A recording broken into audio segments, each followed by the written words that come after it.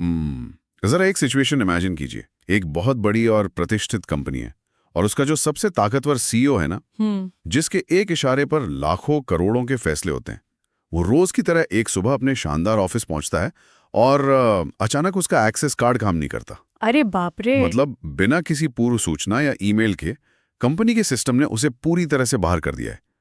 उसे लगता है कि वो अभी भी बॉस है, लेकिन सच्चाई ये है कि अब उस इमारत में उसकी हैसियत एक अजनबी से ज्यादा कुछ नहीं है। बिल्कुल। और आज हम जिस स्रोत सामग्री पर ये विस्तृत चर्चा करने वाले हैं ना, वो कोई कॉर्पोरेट धोखे या किसी विदेशी थ्रिलर की कहानी नहीं है। हाँ।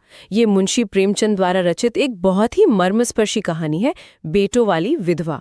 और इसके साथ ही हम कुछ आलोचनात्मक शोधों का भी विश्लेषण करेंगे। मतलब ये कहानी दिखाती है कि कैसे एक भारतीय माँ को उसके ही घर के सिस्टम ने रातों रात बॉस से एक बेबस नौकरानी बना दिया। एकदम सही पॉइंट है।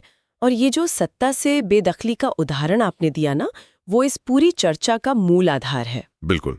हमारे पास आज विश्लेषण के लिए 3 बहुत ही महत्वपूर्ण स्रोत हैं। पहला, जैसा मैंने कहा, मुंशी प्रेमचंद की मूल कहानी बेटों वाली विधवा। दूसरा, इंटरनेशनल जर्नल ऑफ रिसर्च इन हिंदी का एक विस्तृत शोध पत्र, जो प्रेमचंद के साहित्य में मौजूद उन समस्याओं पर बात करता है जो हमेशा बनी रहती हैं, यानी जो शाश्वत हैं। हाँ बिल्कुल। और तीसरा स्रोत है फेमिनिज्म इन इंडिया का एक बेहद आलोचनात्मक लेख। अच्छा। ये लेख इस बात की गहराई से पड़ताल करता है कि साहित्य में विधवाओं को पुरुष लेखक और महिला लेखिकाएं किस तरह से, मतलब बिल्कुल अलग अलग नजरिए से दिखते हैं। तो हमारा आज का जो उद्देश्य है ना, वो सिर्फ एक पुरानी कहानी के पन्ने पलटना नहीं है।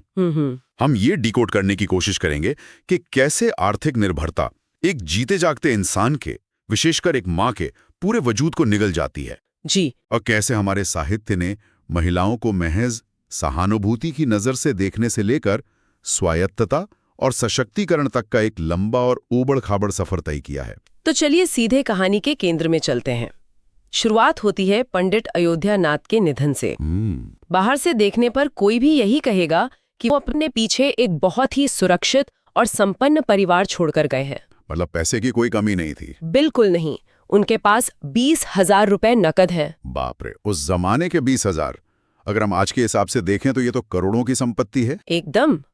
इसके अलावा एक पक्का मकान है, 2 बगीचे हैं, कई हजार के गहने हैं और परिवार में 4 जवान और पढ़े लिखे बेटे हैं, कामतानाथ, उमानाथ, दयानाथ और सीतानाथ।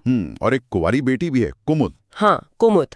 और इन सब की जो धुरी है ना, वो है उनकी पत्नी फूलमती। तो फूलमती के पास तो सब कुछ था। यही तो बात है। संपत्ति और परिवार का ये जो पूरा ढांचा है, ये शुरुआत में एक भ्रम पैदा करता है। कैसा भ्रम? जब तक पंडित अयोध्यानाथ जीवित थे, घर में फूलमती का ही राज चलता था।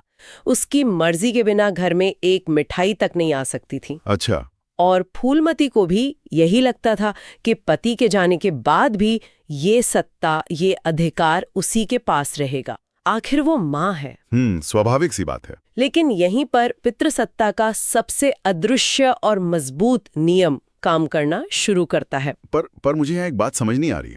मतलब इतनी बड़ी रकम, करोड़ों की संपत्ति और घर की चाबियां रातों रात फूलमती के हाथ से कैसे छिन गई? क्या उसने बिल्कुल विरोध नहीं किया? देखिए, विरोध तब होता है जब कोई कानूनी नोटिस मिले या आमने सामने की लड़ाई हो। हाँ, सही बात है। यहाँ जो सत्ता का हस्तांतरण हुआ ना, वो पूरी तरह से अदृश्य और मनोवैज्ञानिक था। फूलमती को पता ही नहीं चला कि घर के नियम कब बदल गए। मतलब उसे अंधेरे में रखा गया। कोई उदाहरण है कहानी में इसका? बिल्कुल। इसका पहला उदाहरण हमें पंडित जी की मृत्यु के 13वें दिन के भोज में मिलता है, जिसे हम ब्रह्म भोज कहते हैं। फूलमती अपनी पुरानी आदत के अनुसार आदेश देती है कि भोज के लिए 5 बोरे आटा और 10 कनस्तर घी मंगवाया जाए।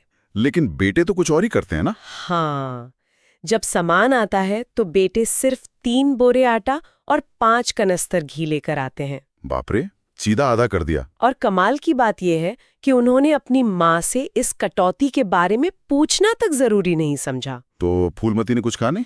जब फूलमती गुस्से में अपने बड़े बेटे कामतानाथ से सवाल करती है, तो वो कोई सफाई या माफी नहीं मांगता। अच्छा। वो बहुत ही ठंडे दिमाग से अपनी माँ की आंखों में देखकर कहता है कि हम लोग अपना हानि लाभ समझते हैं। अपना हानि लाभ, ये वाक्य तो बहुत गहरा है। बहुत गहरा है।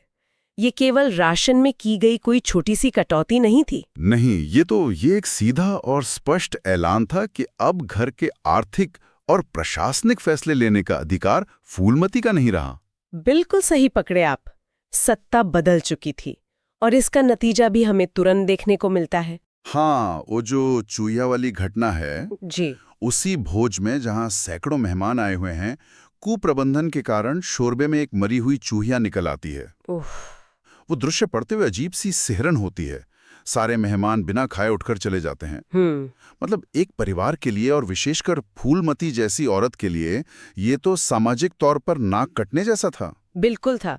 लेकिन जो बात सबसे ज्यादा चुभती है ना, वो ये है कि इतने बड़े फूहड़पन के बाद भी बेटे अपनी गलती नहीं मानते। हाँ, वे बड़ी आसानी से कह देते हैं कि ये तो बस एक संयोग था, पहले देख लेते तो चूहियां निकालकर फेंक देते, किसी को पता भी नहीं चलता। ये घटना सिर्फ लापरवाही नहीं है, ये दिखाती है कि नई पीढ़ी का ये जो पढ़ा लिखा वर्ग है वो अपनी माँ के सामाजिक मूल्यों और उसकी प्रतिष्ठा के प्रति कितना संवेदनहीन हो चुका है। मतलब वे फूलमती की उस दुनिया को ही खारिज कर रहे हैं जहां समाज में परिवार की इज्जत मायने रखती थी। एकदम। और जब आप सिस्टम से बाहर कर दिए जाते हैं ना, तो आपका सम्मान तो जाता ही है, साथ ही शोषण के रास्ते भी खुल जाते हैं। कहानी के अगले हिस्से में हम मातृत्व का एक बहुत ही सुनियोजित और क्रूर शोषण देखते हैं। हाँ, यहाँ से घटनाएं सच में झकझोरने लगती हैं। उमानाथ और दयानाथ, जो कॉलेज जाने वाले पढ़े लिखे बेटे हैं, वे अपनी ही माँ के गहने ऐंठने के लिए एक बहुत ही शातिर जाल बुनते हैं। वे फूलमती के पास एक मनगढ़ंत कहानी लेकर जाते हैं। जी, वो अखबार वाले लेख की कहानी। बिल्कुल। वे कहते हैं कि दयानाथ ने अखबार में कोई सरकार विरोधी लेख लिख दिया है जिस पर पुलिस ने 5,000 रुपए की जमानत मांगी है, और डराते हैं कि अगर पैसे नहीं दिए तो उसे तुरंत जेल हो जाएगी। पर यहाँ फूलमती ने कुछ सोचा नहीं। यही हमें उस तंत्र को समझना होगा जो एक माँ को इतना कमजोर बनाता है। फूलमती ने अपना पूरा जीवन इस सोच के साथ जिया है कि एक औरत और विशेषकर एक माँ की सबसे बड़ी सार्थकता उसके त्याग में है। समाज ने पीढ़ियों से औरतों के दिमाग में ये बात कूट कूट कर भर दी है। बिल्कुल। उसका जो मातृत्व प्रेम है ना, वो उसके आर्थिक विवेक पर हावी हो जाता है। वो एक पल के लिए भी ये नहीं सोचती कि जमानत के कागज कहाँ हैं या किसी वकील से बात की जाए। वो बस बिना कोई सवाल किए अपने जीवन भर के सहेजे हुए सारे गहने लाकर बेटों के सामने रख देती है। हाँ। मतलब ये ऐसा है जैसे बेटों ने उस इमोशन को, उस मातृत्व को एक हैक की तरह इस्तेमाल किया। बहुत सही शब्द है, हैक। अपनी ही माँ के सिस्टम को क्रैश करने के लिए। बिल्कुल। और ये कपट यहाँ खत्म नहीं होता, अभी तो और भी बहुत कुछ है। जैसे कुमुद की शादी का मामला। हाँ, फूलमती अपनी इकलौती बेटी कुमुद का विवाह पंडित मुरारी लाल के बेटे से करना चाहती है। वहां 5,000 रुपए दहेज लगना था।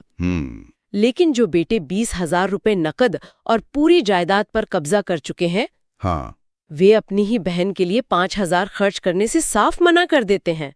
वे अपनी हैसियत का रोना रोने लगते हैं। और अंततः वे कुमुद की शादी एक 40 साल के अधेड़ उम्र के आदमी पंडित दीनदयाल से कर देते हैं, सिर्फ इसलिए क्योंकि वहां दहेज नहीं देना पड़ रहा था।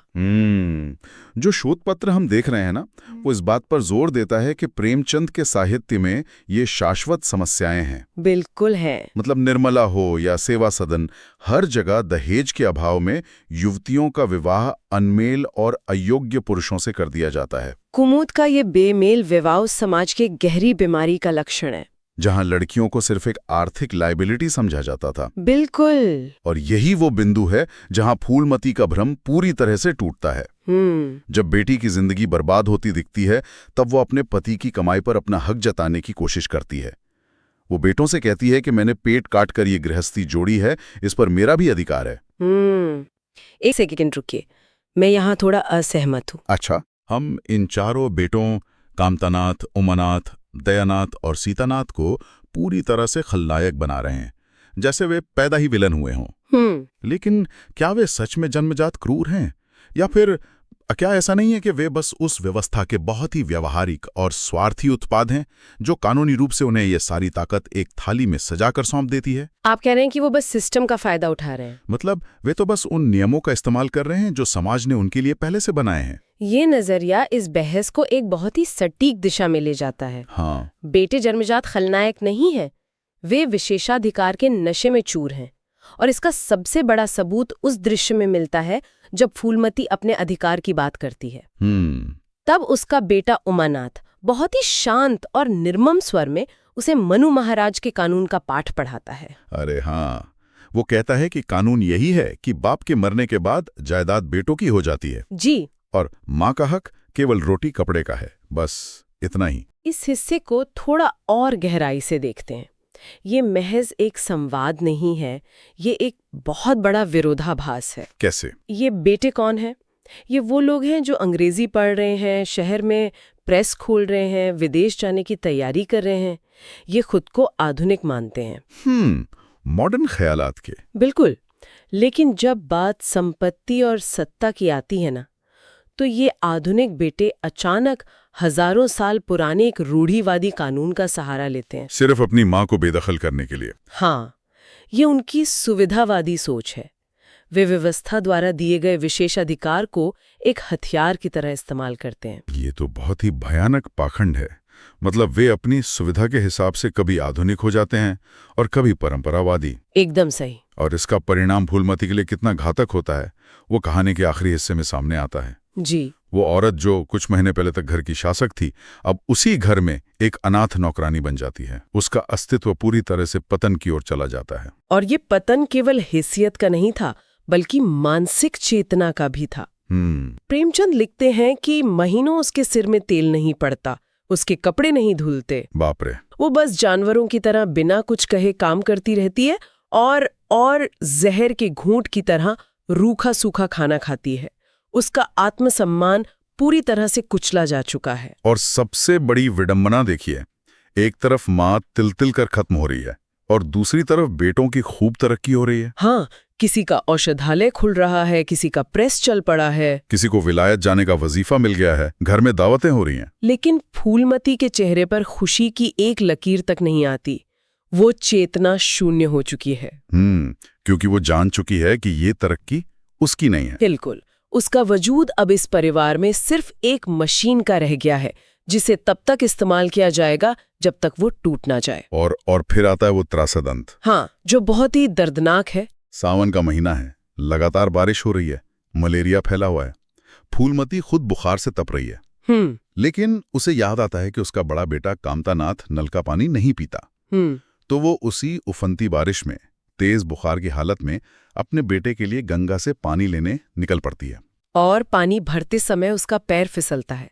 वो उफनती गंगा में डूब के मर जाती है। और जो लोग किनारे खड़े सब देख रहे होते ना, वे बस इतना कहते हैं कि अयोध्यानाथ की विधवा थी, इसके भाग्य में ठोकर खाना लिखा था। मतलब लोग कितनी आसानी से इसे भाग्य मान लेते हैं। लेकिन इंटरनेशनल जर्नल ऑफ रिसर्च इन हिंदी का जो शोध पत्र है, वो ये स्पष्ट करता है कि प्रेमचंद के साहित्य में ये भाग्य नहीं, बल्कि संस्थागत क्रूरता और आर्थिक बेबसी का परिणाम है। बिल्कुल। प्रेमचंद की अन्य कहानियों की तरह, जैसे कफन में घीसू और माधव का अपनी मरी हुई पत्नी के कफन के पैसों से शराब पी जाना, बहुत ही मशहूर कहानी है। हाँ, या फिर पूस की रात में हल्कू की लाचारी, जी, ये सब एक ही धागे से बंधे हैं। अत्यधिक गरीबी या पूर्ण आर्थिक लाचारी इंसान को इंसान नहीं रहने देती। राइट। वो आपको भीतर से मार देती है। एकदम सही। तो फूलमती का ये त्रासद अंत हमें रुलाता तो है, लेकिन हमारा जो तीसरा स्रोत है, फेमिनिज्म इन इंडिया का आलोचनात्मक लेख, वो यहाँ एक बहुत ही चुभने वाला सवाल उठाता है। वो क्या? कि क्या प्रेमचंद के पास फूलमती को मारने के अलावा कोई और विकल्प नहीं था?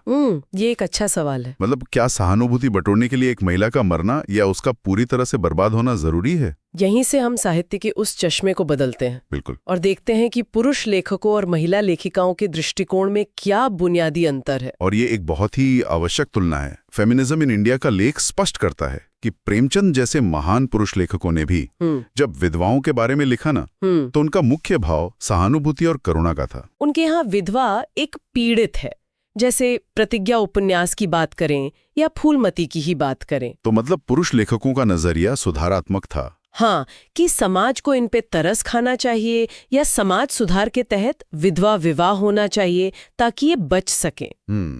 अगर मैं इसे एक उदाहरण से समझाऊं, तो ये ऐसा है जैसे पुरुष लेखक पेड़ की एक टूटी हुई और मुरझाई डाली पर मरहम लगा रहे हैं। बहुत सुंदर एनालॉजी है। वे उस डाली पर तरस खा रहे हैं, लेकिन जब महिला लेखिकाओं ने कलम उठाई तो उन्होंने सिर्फ डाली पर मरहम नहीं लगाया। उन्होंने उस जहरीली जड़ को ही उखाड़ फेंकने की कोशिश की जो उस पेड़ को बीमार कर रही थी। ये समानता बहुत सटीक है। महिला लेखिकाओं ने इस बेचारी वाली छवि को पूरी तरह से खारिज कर दिया। बिल्कुल। उनके यहाँ विधवा महिलाएं करुणा की मूर्ति नहीं बल्कि संघर्षशील, स्वाभिमानी और विद्रोही इंसान के रूप में सामने आई। हाँ, इस लेख में महादेवी वर्मा की प्रसिद्ध रचना भक्तिन का बड़ा शानदार उदाहरण दिया गया है। जी। भक्तिन भी एक विधवा है, लेकिन वो फूलमती की तरह घुट घुट कर मरने का रास्ता नहीं चुनती। जब उसके ससुराल वाले उसकी संपत्ति हड़पने की कोशिश करते हैं ना, तो वो समाज और परिवार के तानों को दरकिनार कर देती है। वो अपना आत्मसम्मान बचाने के लिए शहर आकर नौकरी की तलाश करती है। मतलब वो अपनी आजादी और अपना वजूद खुद चुनती है।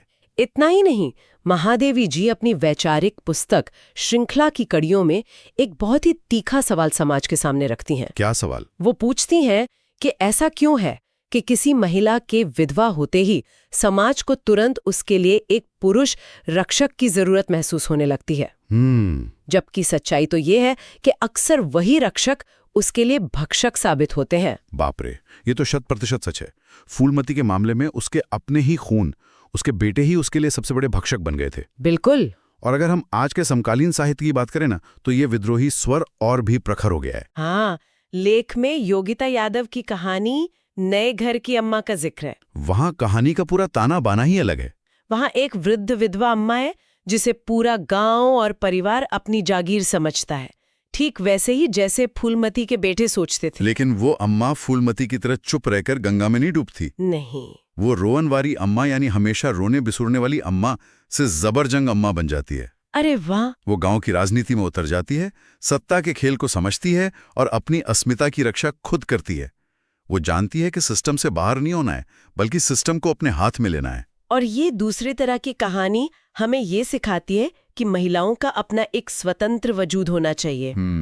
एक महिला का जीवन सिर्फ किसी पुरुष, चाहे वो पति हो या बेटा, उसके इर्द गिर्द नहीं बुना जाना चाहिए कि उसके न रहने पर उसकी अपनी कोई पहचान ही ना बचे। बहुत सही बात है। सहानुभूति से कभी अधिकार नहीं मिलते। अधिकार हमेशा स्वायत्तता और संघर्ष से मिलते हैं। बिल्कुल। तो अगर हम इन सारे विस्तृत स्रोतों, प्रेमचंद की कहानी की गहराई, शोध पत्र के शाश्वत विश्लेषण और नारीवादी लेख के आलोचनात्मक नजरिए को एक साथ रखकर देखें, तो हम किस मुख्य निष्कर्ष पर पहुंचते हैं? निष्कर्ष बहुत ही स्पष्ट और कठोर है। एक सम्मानजनक और गरिमापूर्ण जीवन जीने के लिए केवल पारिवारिक भावनाएं, मातृत्व का त्याग या समाज की दया, ये सब काफी नहीं है। तो फिर असली ढाल क्या है? आर्थिक स्वतंत्रता और संपत्ति पर कानूनी अधिकार ही एक इंसान की और विशेषकर एक महिला की असली ढाल होते हैं। जब तक महिलाएं आर्थिक रूप से दूसरों पर निर्भर रहेंगी, चाहे वे कितने ही अच्छे घरों की क्यों ना हो, तब तक उन्हें सच्चा सम्मान नहीं मिल सकता। सही कहा। फूलमती की त्रासदी कोई 1930 के दशक के पुराने भारत की बात नहीं है। ये आज भी उन घरों की सच्चाई है जहां आर्थिक नियंत्रण और फैसले लेने की ताकत महिलाओं के हाथ में नहीं है। मतलब सत्ता और पैसे का नियंत्रण ही अंततः ये तय करता है कि आपको परिवार के पदानुक्रम में कौन सी जगह मिलेगी। बिल्कुल। और जाते जाते मैं इसी सोच को आज के आधुनिक समय से जोड़कर एक विचारियां छोड़ना चाहता हूं। बताइए। हमने देखा कि कैसे सदियों पुराने मनु के कानून या पितृसत्तात्मक नियमों ने संपत्ति को सीधे पुरुषों के हाथों में सौंप दिया और महिलाओं को हाशिए पर धकेल दिया। हाँ। लेकिन जरा आज के इस डिजिटल युग के बारे में सोचिए। आज के संदर्भ में ये विचार और भी प्रासंगिक हो जाता है। बिल्कुल। आज संपत्ति का स्वरूप बदल चुका है। अब सिर्फ जमीन, मकान या नकद पैसे की बात नहीं होती। हाँ, अब तो सब डिजिटल है। आज बात डिजिटल एसेट्स की होती है, स्टार्टअप के शेयर्स की होती है, क्रिप्टो करेंसी की होती है और जटिल ऑनलाइन इन्वेस्टमेंट पोर्टफोलियो की होती है। तो सोचने वाली बात यह है कि क्या इस नई अदृश्य और जटिल डिजिटल संपत्ति के हस्तांतरण में भी वही पुराने नियम नए रूप धारण करके काम नहीं कर रहे हैं? पॉइंट तो है। क्या आज भी अधिकांश परिवारों में डिजिटल पासवर्ड्स, क्रिप्टो वॉलेट्स की चाबियां या वित्तीय निवेश का असली नियंत्रण मुख्य रूप से पुरुषों के ही पास नहीं है? ये एक बहुत ही असहज करने वाला सवाल है। क्या इस आधुनिक और हाईटेक दुनिया में भी कोई अदृश्य मनु का कानून काम नहीं कर रहा है? एक ऐसा अदृश्य सिस्टम जो आज भी महिलाओं को उसी तरह आर्थिक रूप से बाहर कर रहा है जैसे फूलमती को उस तिजोरी की चाबी होने के बावजूद सत्ता से बेदखल कर दिया गया था। जरा गहराई से सोचिएगा। बिल्कुल। वो जो भ्रम था ना कि घर की सत्ता माँ के पास है, क्या वो भ्रम आज भी हमारे घरों में, हमारे लैपटॉप्स और स्मार्टफोन्स के पासवर्ड्स के पीछे किसी अलग शक्ल में जिंदा तो नहीं है? इस सवाल के साथ हम आज की इस विस्तृत चर्चा को यही विराम देते हैं। कुछ नए विचारों के साथ फिर मिलेंगे।